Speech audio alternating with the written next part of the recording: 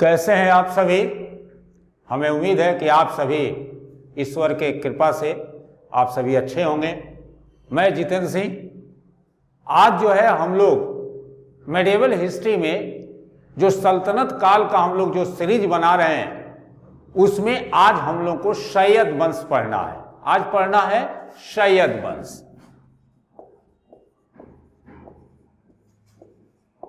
सैयद वंश, इसके विषय में आज हम लोग को चर्चा करना है। इसका डेटिंग जो है इस वंश का 1414 से 1450 होता है।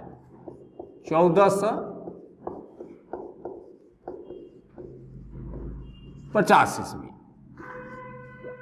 तो हम लोग जो है यानी कि आज सैयद वंश के संस्थापक की बात करेंगे। तो सबसे पहले हम लोग हेडिंग बनाते हैं खरीज खां को।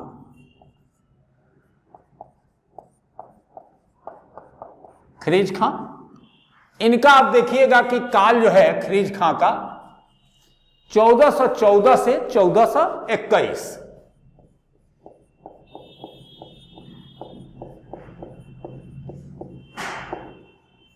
ईस्वी।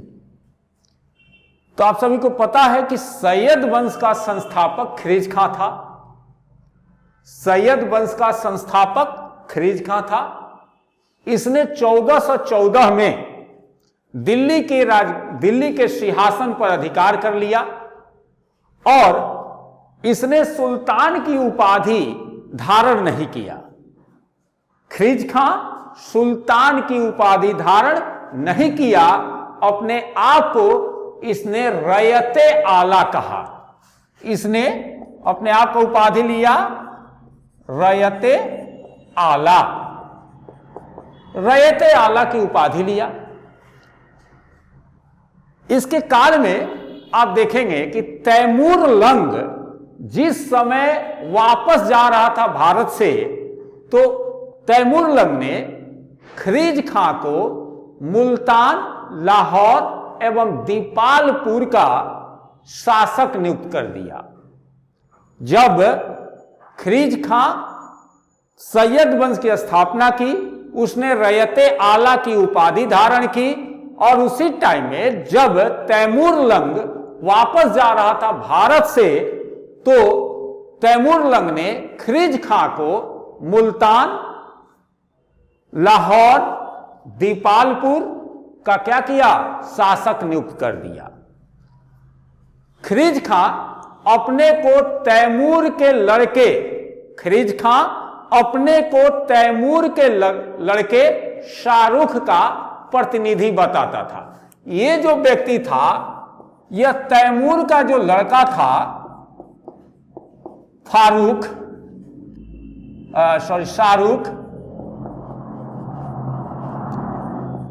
इसका जो है शाहरुख का जो था, इसका ये जो है अपने आप को प्रतिनिधि बताया। किसने प्रतिनिधि बताया? खरीज खां ने अपने आप को जो है शाहरुख का प्रतिनिधि बताया। और शाहरुख को हमेशा जो है नियमित रूप से उसको कर भेजा करता था। कर यानी कि टैक्स भेजा करता था। खरीज खां के शासनकाल में पंजाब, मुल्तान एवं सिंध पुनः दिल्ली के अधीन हो गया। इसने अपने समय में खरीज खां ने अपने समय में कटेहर, इटावा, खोर, चलेसर, ग्वालियर, बयाना, मेवात, बदायूं के विद्रोह को कुचलकर उन्हें जीतने का प्रयास किया। देखिएगा कि उस समय के एक इतिहासकार थे जिनका नाम था फरिश्ता।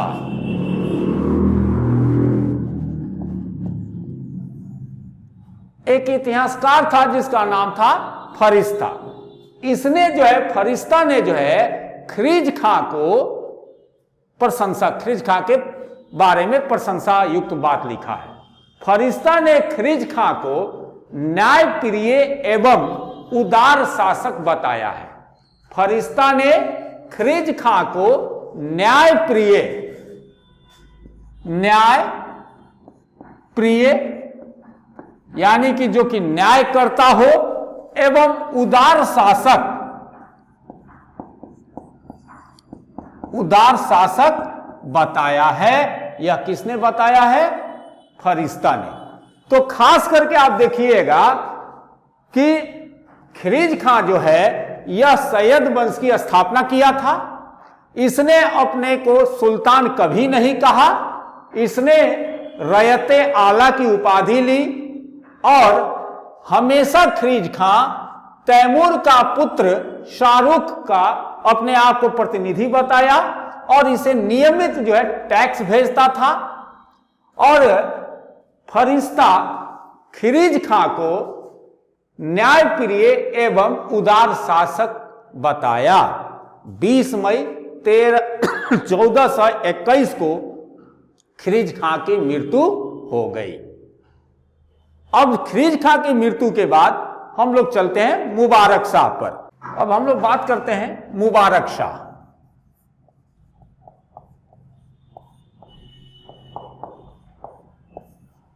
मुबारक शाह, इसका कालखंड देखिएगा कि 1421 से 1434 माना जाता है।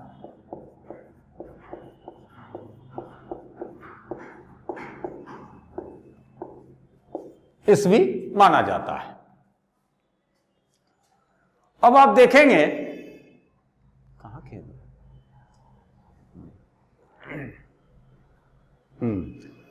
खिरीज खां ने अपने पुत्र मुबारक शाह को उत्तराधिकारी बनाया, यानी कि ये खिरीज खां का पुत्र था और इसे मुबारक शाह को अपना उत्तराधिकारी नियुक्त किया। इसने यानी कि मुबारक शाह ने शाह की उपाधि ग्रहण किया, धारण किया और अपने नाम के सिक्का जारी कराया। अपने शासनकाल में मुबारक शाह ने भटिंडा एवं दोआब में इसने जो है भटिंडा एवं दोआब में हुए विद्रोह को सफलतापूर्वक दबाया, परंतु खोखर जाति के नेता जसरथ द्वारा किए गए विद्रोह के दबाने में असफल रहा। मुबारक शाह ने भटिंडा और दोआब के विद्रोह को तो दबा दिया, लेकिन खोखर जाति के नेता जसरथ द्वारा किए गए विद्रोह को दबाने में असफल रहा। मुबारक शाह के समय में पहली बार दिल्ली सल्तनत में 2 महत्वपूर्ण हिंदू अमीरों का उल्लेख मिलता है। मुबारक शाह के वजीर सरवर उल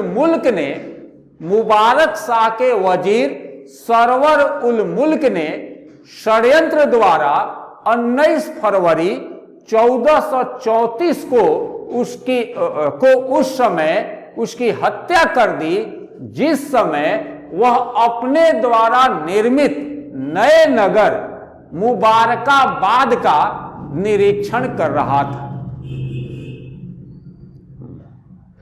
जिस समय वह अपने द्वारा निर्मित मुबारकाबाद का निरीक्षण कर रहा था, इसने विद्वान याहिया बिन अहमद सरहिंदी को अपना राज्याश्रय प्रदान किया। इसके ग्रंथ तारीख ए मुबारक शाही में मुबारक शाह के शासन काल के बारे में हमें जानकारी मिलती है। अब मुबारक शाह के बाद आप देखेंगे कि हम लोग चलते हैं कहां, तो महमूद शाह पर। मुहम्मद शाह,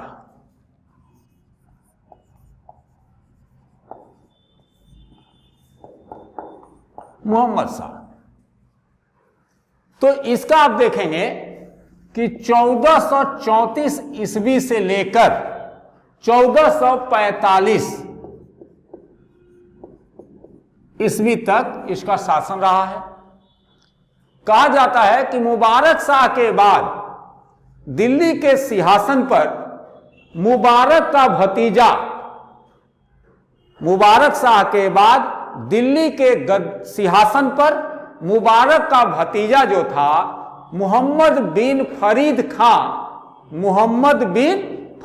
खां मोहम्मद शाह के नाम से बैठा। इसके शासनकाल के 6 महीने इसके वजीर सरवर उल मुल्क के आधिपत्य में बीता, परंतु 6 महीना के उपरांत सुल्तान ने अपने नायब सेनापति कमाल उल मुल्क के सहयोग से वजीर का हत्या करवा दिया। वजीर के प्रभाव से मुक्त होने के बाद मालवा के शासक मोहम्मद द्वारा दिल्ली पर आक्रमण कर दिया गया। मोहम्मद शाह मुल्तान के सूबेदार बहलोल की सहायता द्वारा मोहम्मद को वापस करने में सफल रहा। अब इससे क्या हुआ कि मोहम्मद शाह ने खुश होकर बहलोल को खान ए खाना की उपाधि दी और साथ ही उसे अपना प्रिय पुत्र कहकर पुकारा।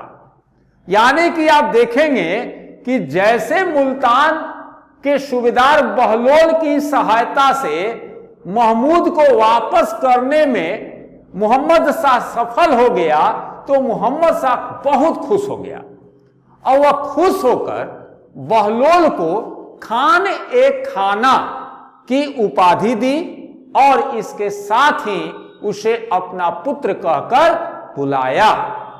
अपने अंतिम समय में हुए विद्रोह को, यानी कि मोहम्मद शाह अपने अंतिम समय में हुए विद्रोह को दबाने में असमर्थ रहा। अतः अधिकांश राज्यों ने अपने को स्वतंत्र घोषित कर दिया और 1445 में मोहम्मद शाह की मृत्यु हो गई। इसके मृत्यु के साथ ही सैयद वंश पतन के तरफ बढ़ गया। अब इसी में जो है एक और शासक आप देखिएगा जिसका नाम है अलाउद्दीन आलम शाह, उसकी भी हम लोग चर्चा कर लेते हैं।